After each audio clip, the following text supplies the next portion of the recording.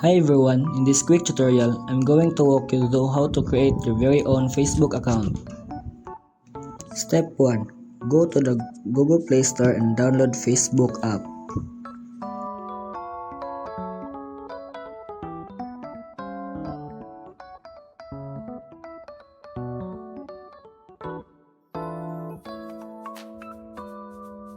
After downloading, open the Facebook application.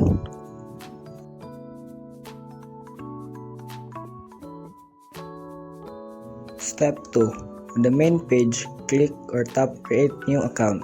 Step 3. Fill out your details and enter your first name and last name. And select your birthday, month, date, and year.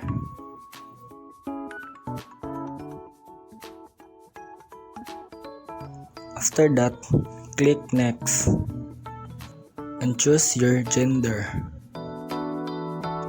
In this time, enter your Gmail account and create a strong password.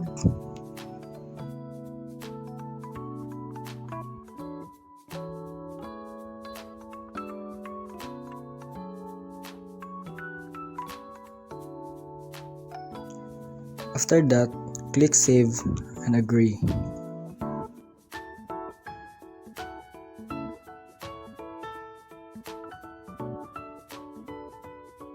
Step 4. Verify your account.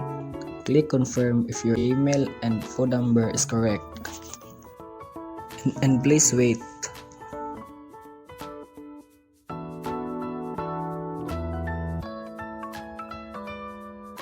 And personalize your account. And save your password to Google. And now, welcome to your Facebook account.